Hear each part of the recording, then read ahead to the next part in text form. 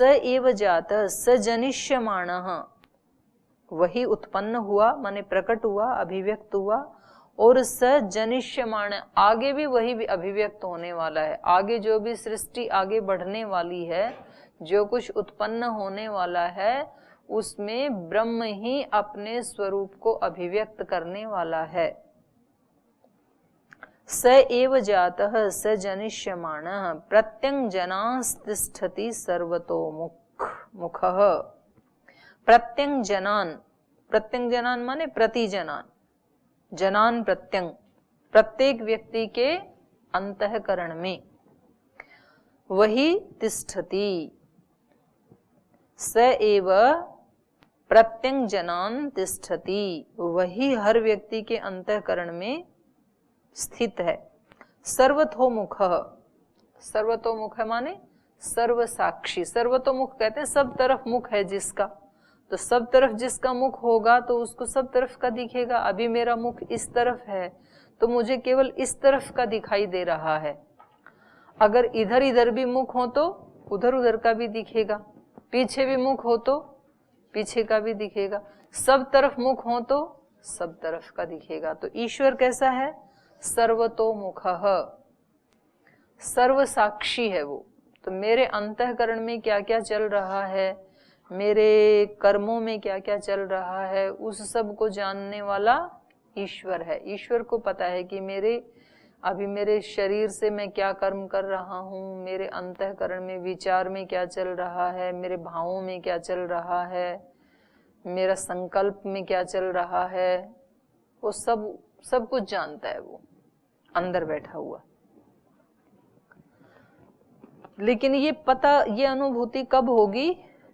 जब ये अपने आप को जान लेता है, आत्म साक्षात्कार कर लेता है और सर्व पाशैः मुच्यते, सब पापों से मुक्त हो जाता है, सब पाशों से मुक्त हो जाता है, सब पापों से मुक्त हो जाता है, तब इसको ये पता चलता है। नहीं तो तब तक तो पता ही नहीं चलता है। हम एक अलग ही लोक में खोए रहते हैं। हमने अपना एक लोक बना रखा है, हम अपने उसी लोक में जीते रहते हैं। कहने के लिए तो हम सब इस पृथ्वी लोक में जीते हैं, लेकिन एक लोक में जीते हुए भी हम सब अलग अलग लोक में जीते हैं। पता है, जैसी जैसी हमारी चित्त की स्थिति है वही वही हमारा लोक है। कोई इस पृथ्वी लोक में रहते हुए भी बाहर से लगता है पृथ्वी लोक में ही रहता है, लेकिन वो रहता है देवलोक में हमेशा, क्योंकि वो अपनी दिव्यता में जीता है। तो ऐसे जो योगी हैं, जो ऋषि हैं, जो उच्च कोटि के साधक हैं, योगी हैं, संत हैं, वो इस पृथ्वी पे रहते हुए भी कौन से लोक में जीते हैं?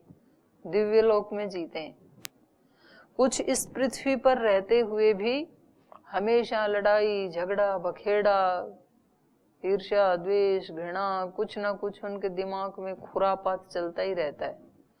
तो वह कहने को तो पृथ्वी लोक में है, लेकिन वो रहते किस में हैं? असुर लोक में रहते हैं। आसुरी आचरण रहता है ना हमेशा। कभी हमारा ऐसा आचरण होता है कि भाई जो मेरे साथ ठीक करेगा उसके लिए मैं ठीक हूँ, जो मेरे लिए ठीक नहीं करेगा उसके लिए मैं भी ठीक नहीं हूँ।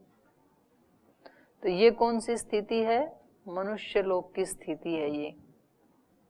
और एक ऐसे भी है, ना तो मुझे अपना कोई उपकार करना है, अपना भला करना है, और ना दूसरे का होने देना है, ना मुझे कोई यज्ञ हवन करना है, और अगर कहीं भी हो रहा होगा तो वहां जाकर के घड़े के ठीकरे डालने हैं, मांस डालना है, शराब डालनी है, उसको बुझाना है मुझे।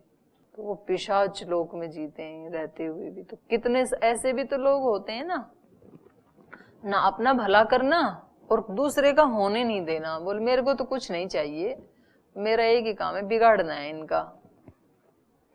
तो कहने को तो वो हमारे साथ साथ ही रहते हैं, लेकिन वो साथ साथ रहते हुए भी निम्न लोक में ही रहते हैं। ये कब पता लगेगा इस स्थिति का? जब वो अपने आत्मा के स्वरूप को जान लेता है और आत्मा में ही निष्ठ ब्रह्म को भी जान लेता है, तब उसको दिखाई देता है कि ये सृष्टि तो जैसे मैं सोच रहा था वैसी नहीं है, ये तो पूरी दिव्यता से भरी हुई है।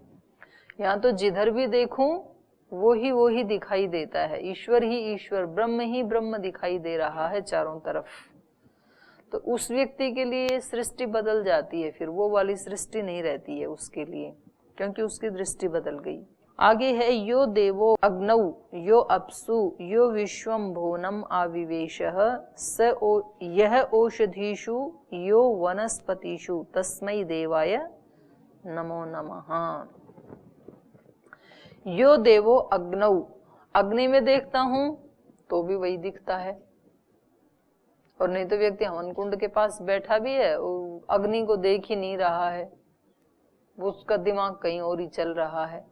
तो अग्नि के समीप रहते हुए, सामने रहते हुए भी, अग्निहोत्र करते हुए भी वो अग्नि से कोसों दूर रहता है। और ये उसमें किसको देखता है? इस स्थूल अग्नि में भी ब्रह्म को देखता है। और स्थूल अग्नि ही नहीं, अग्नियां तो हमारे पास अनेकों है ना, हमारे चारों तरफ कई प्रकार की अग्नियां हैं। हम हवन कुंड करते हैं तो हवन कुंड वाली अग्नि हमारे साथ, हमारा उसके साथ संबंध रहता है उस समय। योग करते हैं तो योगाग्नि, कोई संध्या उपासना करते हैं तो कौन सी अग्नि होती है? उपासना की अग्नि, योग की अग्नि, योगाग्नि, संकल्प की अग्नि। जब आप पढ़ रहे होते हैं तो ज्ञान अग्नि, जब भूख लग रही होती है तो जठराग्नि। और ये जो चक्षु से हम देख रहे हैं ये भी एक अग्नि ही है। जो हम वाणी से बोल रहे हैं ये भी एक अग्नि ही है। जो कान से सुन रहे हैं ये भी एक अग्नि है, शक्ति है ना एक। तो ऐसे अनेक अग्नियों से हम युक्त हैं। तो इन सारी अग्नियों में ये साधक किसको देखता है? ब्रह्म को ही देखता है। यह देवो अग्नौ, इन सारी अग्नियों में, अग्नि माने अग्रणी, जो जो भी हमें आगे लेके जाता है वो अग्नि का ही लक्षण है। तो उन सब में अभीप्सा की अग्नि, ज्ञान की अग्नि, संकल्प की अग्नि, योग की अग्नि और जठराग्नि, तो ऐसे अनेक अनेक अग्नियां हैं। इन सब में वो ब्रह्म ही है, वही देख रहा है, वही कर रहा है सब कुछ इनके माध्यम से। यो अप्सु, और जो भी जल हैं उन सब में भी वही है। तो जल तत्व भी सब जगह है, मेरे शरीर में भी जल तत्व है, बाहर भी जल तत्व है, पृथ्वी पे भी 3 गुना जल तत्व है, आकाश में भी जल तत्व है, पेड़ पौधों में भी जल तत्व है, सब जगह है वो भी। तो इसलिए उन सब जलों में वो ब्रह्म ही समाया हुआ है। यह देवो अग्नौ यो अप्सु यो विश्वम भुवनम आविवेशः, विश्वम भुवनम, सारे इन लोकों को, भुवनों को, आविवेश, इन सब में वो रमा हुआ है, इनमें प्रविष्ट हुआ है। आविवेश, चारों तरफ से उसने प्रवेश किया हुआ है। यह औषधीषु, और वो ही इन औषधियों में औषध रूप बन करके ठहरा हुआ है। यो वनस्पतिषु, और वो ही सब वनस्पतियों में है। औषधि और वनस्पति में क्या अंतर है? औषधियों में और वनस्पतियों में क्या अंतर है? पहले बताया था एक दिन। क्या होता है औषधि, आप बताओ। औषधि फल आने पर पक जाती है, उसको काट लेते हैं, और वनस्पति हाँ, औषधि वो होती हैं फल के साथ जिनका अंत हो जाता है। फल आया, जैसे गेहूं, जो चना आदि है ना, जब इनमें फल आ जाता है तो हम उनको काट देते हैं तो वो नष्ट हो जाती हैं फिर पकने पर, मतलब फल पकने पर। और वनस्पति हैं जो उसके बाद भी नष्ट नहीं होती हैं, फल देने के बाद भी, जैसे आम है, पीपल, गूलर, जितने भी हैं ये क्या हैं?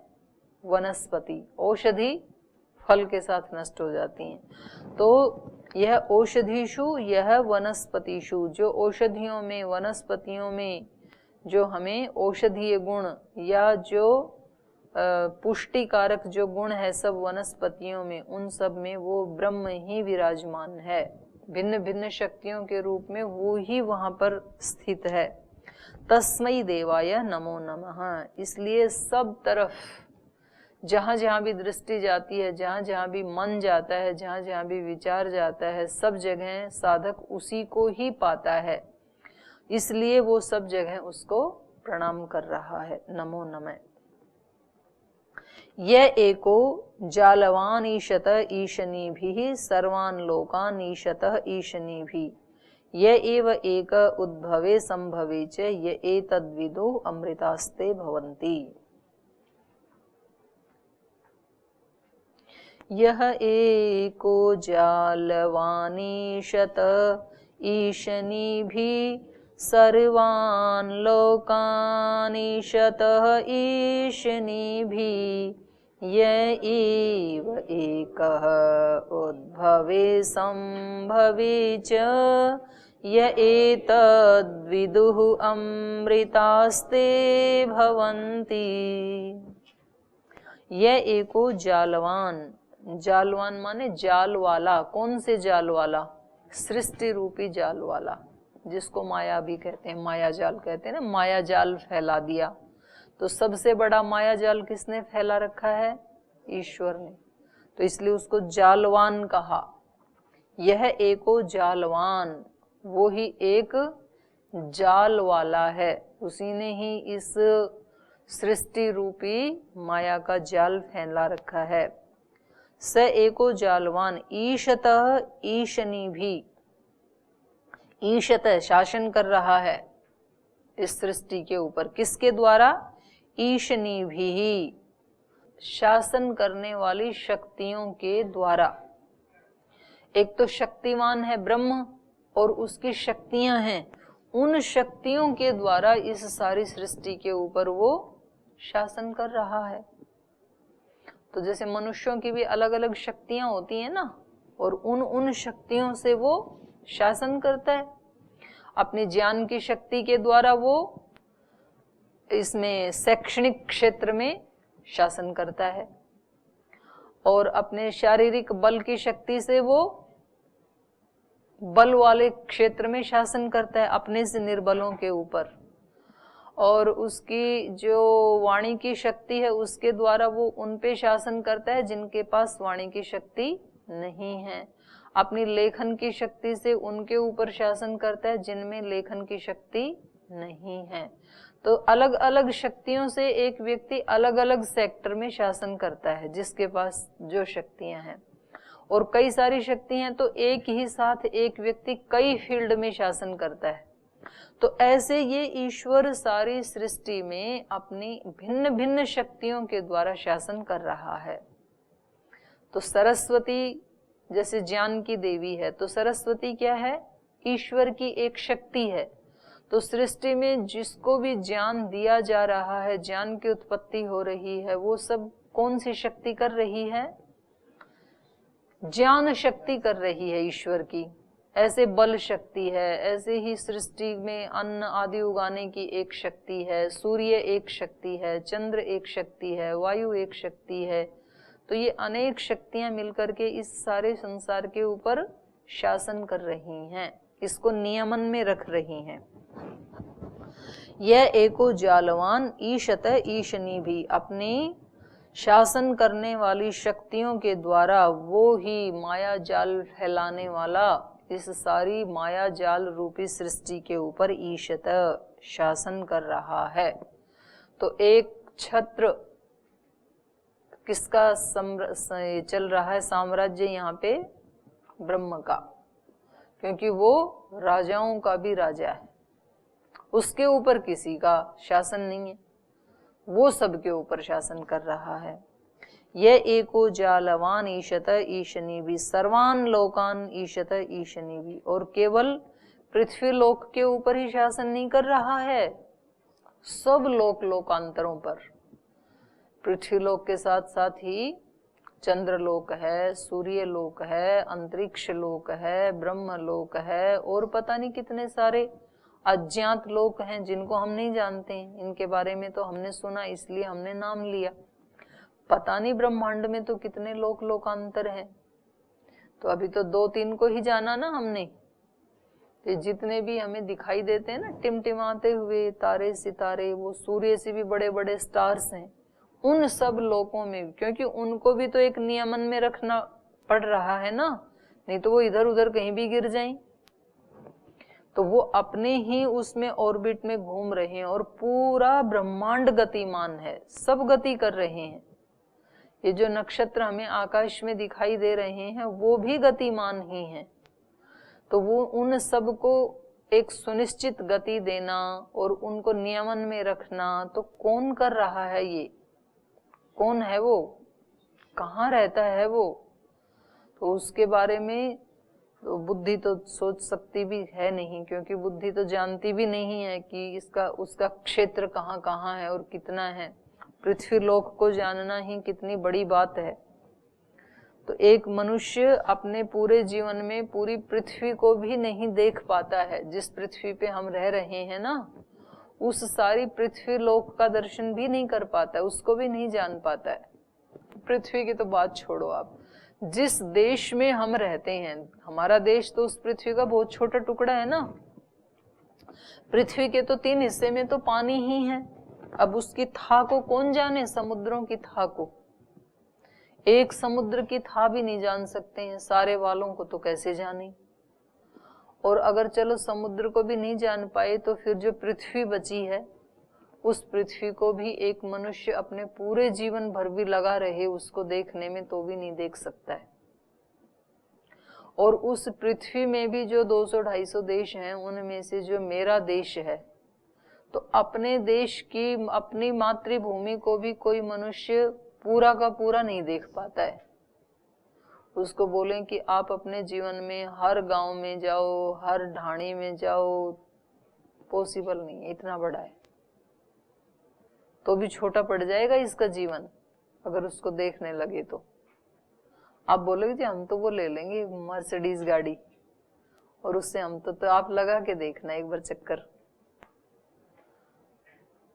और ये तो पृथ्वी लोक की बात हो रही है। फिर उसके बाद तो चंद्रमा है, मंगल है, शुक्र है, बुध है, शनि है, सूर्य है, फिर और दूसरे जो अज्ञात हैं। तो हम, हमारी वाली जो बुद्धि है, उससे तो हम उसको स्थूल रूप से भी देख भी नहीं सकते हैं, जान भी नहीं सकते हैं। कुछ लोगों का तो जीवन अभी तो चलो फिर भी यातायात के साधन चलने से व्यक्ति कहीं इधर उधर फिर भी चला जाता है, नहीं तो पहले तो जो गांव के लोग थे ना, वो अपने गांव से बाहर गए ही नहीं कभी, और गए तो भी अपने ही जिले में बस 10-15 किलोमीटर जो उनके गांव थे, रिश्तेदारी थी, उधर ही आए, उसी जिले से विदा हो गई। अपने जिले के अलावा उन्होंने कभी दूसरा जिला भी नहीं देखा है जी। साधन ही नहीं थे पहले, तो देखते कैसे?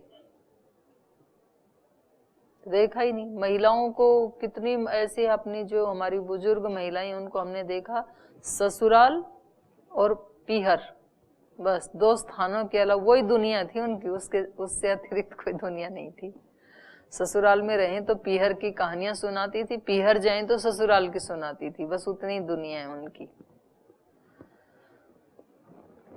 तो ये सर्वान लोकान ईशत ईशनी भी, इतना विशाल ब्रह्मांड, इतने लोक लोकांतर, उन सब के ऊपर भी वो अपनी अनुशासन करने वाली शक्तियों के द्वारा ईशत अनुशासन करता है। ये एव एक उद्भवे संभवे च। अपने पूज्य स्वामी जी महाराज के जो दादाजी थे ना, अभी गुजरे हैं थोड़े दिन ही पहले, तो एक बार वहाँ मैं तब इधर आई नहीं थी, वहाँ शिविर लगाने के लिए गई, महेंद्रगढ़ में ही रहती थी तब। शिविर के बाद मैं उनसे उसी गांव में ही लगाया था, अलीपुर में ही, तो मैंने कहा चलो मिल लेते हैं, दादाजी का आशीर्वाद ले लेते हैं। तो फिर बोले स्वामी जी का पहले का पुराना नाम जो है ना, वो राम किशन था। तो बोले ये जी मारे तो राम किशनिया ने अब दिल्ली तक का लोग जानन लग गा। समझ में आया? मतलब उनके लिए दिल्ली ऐसा है जैसे कोई दूसरा लोकांतर है, कि दिल्ली तक के लोग भी जानने लग गए हमारे भाई को। तो मतलब दिल्ली जाना, अब वहां से दिल्ली आना 2.5 घंटे का 3 घंटे का रास्ता है, लगभग 150 किलोमीटर दूर है। तो पुराने लोगों के लिए तो मतलब इतना ज्यादा भी एक ऐसे लगता था। अब यहाँ से तो दिल्ली ऐसे लगता है कि कितनी बार दिल्ली जाना होता है, तो वो कभी दिल्ली गए ही नहीं। तो उनके लिए दिल्ली कैसा है, जैसे आपके लिए चंद्रलोक पे जाना है, ऐसा है उनके लिए। लेकिन ईश्वर का देखो, इसका विराट रूप, विस्तार रूप, यह एको जालवान ईशतः ईशनी भी सर्वान लोकान ईशतः ईशनी भी, ये एव एक उद्भवे संभवे च। उद्भव माने उत्पत्ति, सृष्टि की रचना, और संभव मतलब सिकोड़ना, प्रलय। तो इस सृष्टि की उत्पत्ति करने में और इसका प्रलय करने में, दोनों में उसी का ही हाथ है, वही करता है। इसकी उत्पत्ति, इसकी स्थिति, संभव माने स्थिति, इसका पालन, उत्पन्न भी वही करता है, फिर इसका पालन भी वही करता है। स एव एक उद्भवे संभवे च यह एतद् विदुहु अमृतास्ते भवन्ति। जो इस रहस्य को जानते हैं वो अमर हो जाते हैं। तो ये कौन सा रहस्य है? उत्पन्न होना और प्रलय करना, ये सब कौन करता है? तो इस रहस्य को आपने नहीं जाना था क्या? हम सब नहीं जानते इस रहस्य को, नहीं जानते हैं, क्योंकि हम जो भी काम करते हैं उसमें हम किस किस स्टैंप लगाते हैं? अपनी स्वयं की, मैंने किया। हमारे मन में ये आता थोड़े ना है कि ये तो सब ईश्वर कर रहा है, या कभी ऐसे बोलते भी हैं ना, तो ऊपर ऊपर वाले मन से बोलते हैं, मेरा आपकी कृपा से सब काम हो रहा है, लेकिन अंदर तो यही पता होता है कि मेरी ही कृपा से हो रहा है, मैं ही कर रहा हूं, और इसका पालन भी वो कर रहा है। तो ऐसा भाव भी नहीं आता है मनुष्य को, क्योंकि जितने लोगों के लिए वो काम कर रहा है, नौकरी पेशा, खेती बाड़ी, जो भी बिजनेस व्यापार, तो उसको लगता है कि मैं इनका पालन पोषण कर रहा हूं, मेरे माध्यम से हो रहा है। ऐसे नहीं लगता है कि इन सब का पालन पोषण ईश्वर कर रहा है, ऐसे नहीं लगता है व्यक्ति को। तो इसलिए ना तो वो उद्भव में उसको श्रेय देता है कि ये सारी उत्पत्ति उसने की है। नया मकान बना रहा है तो कौन बना रहा है? भगवान बना रहा है, मनुष्य बना रहा है? आपको कोई कंफ्यूजन होगा, बोले मनुष्य बनाते हैं, भगवान थोड़े ना बनाता है। पेड़ लगा दिया, उसको बड़ा कौन कर रहा है? मनुष्य कर रहा है कि भगवान कर रहा है? अभी दो मत हो गए आपके। बोल उसमें पानी नहीं डालें तो भगवान कैसे बड़ा करेगा? पानी तो मनुष्य डालता है।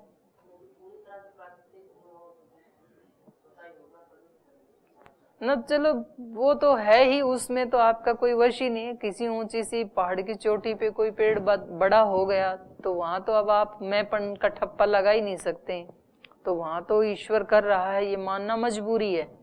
पर जिस पेड़ में आप पानी डाल रहे हैं उसको बड़ा आप कर रहे हैं कि ईश्वर कर रहा है? फिर आप क्या कर रहे हैं? तो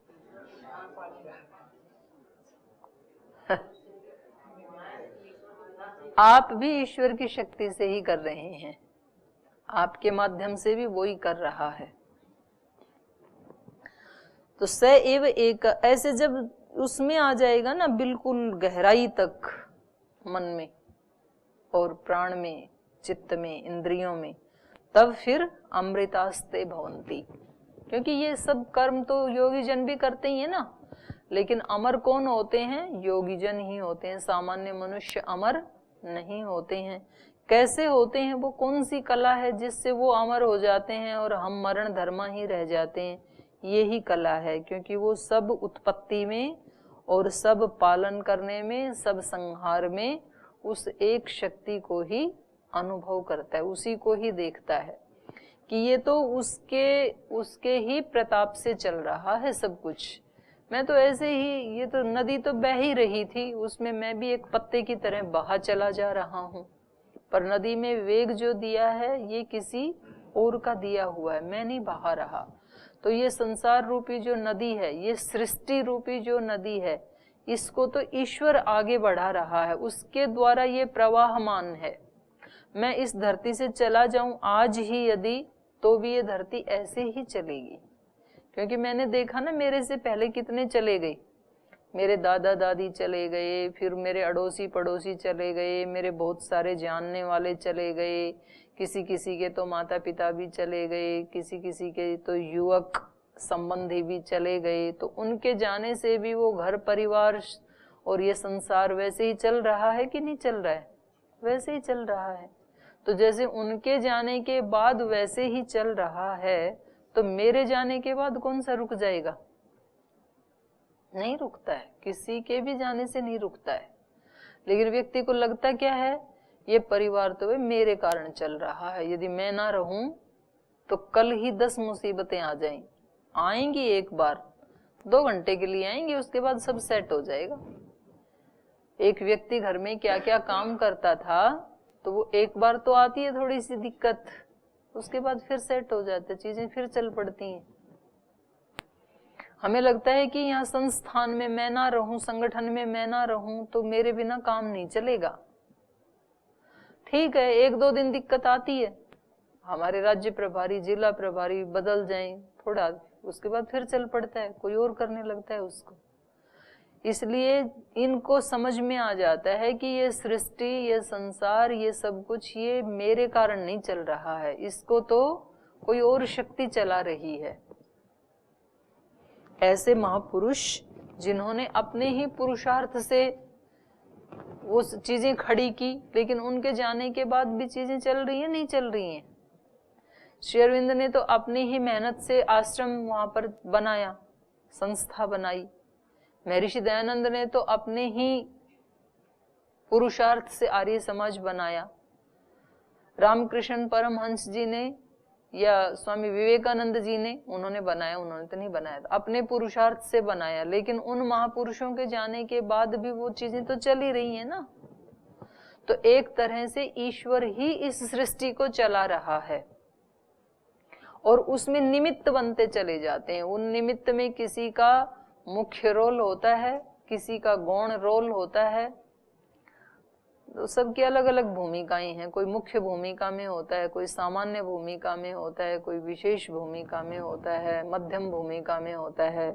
तो हम अपनी जितने दिन की और जो हमारी भूमिका है उसको हम ईमानदारी से भगवान के निमित्त बन करके निभा लें, बस।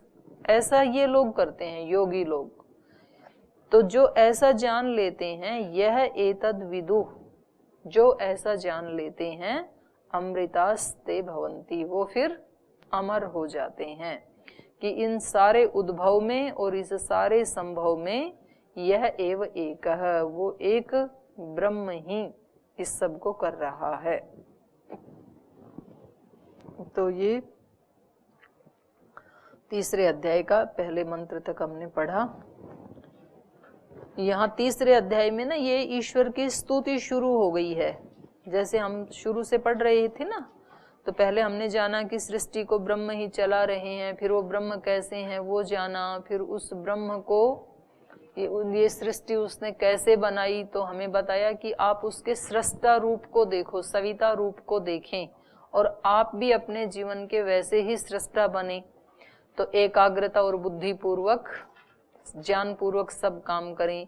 एकाग्रता और बुद्धि को बढ़ाने के लिए फिर प्राणायाम, उपासना आदि का अनुष्ठान, फिर उपासना प्राणायाम कैसे करें, किस स्थान पे करें, वो बताया। अब प्राणायाम पूरा हो गया, अब क्या करें? अब स्तुति करें उस सृष्टिकर्ता की। प्राणायाम से शरीर आदि को सीधा रखते हुए आप अंतर्मुख हो गए। अंतर्मुख होने के बाद अब क्या करना है? अब सृष्टि को देखो, उसके कर्मों को देखो और उसकी स्तुति करो। तो स्तुति करने से वो गुण हमारे अंदर आ जाते हैं। तो ये तृतीय अध्याय में सब भगवान की स्तुति शुरू हो गई है। तो शेष स्तुति कल पढ़ेंगे। आज ही कक्षा को विराम देते हैं।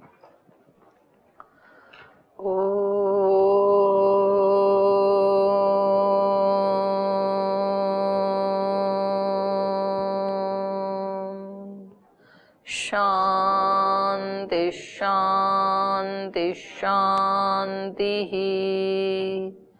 श्री गुरुभ्यो नमः।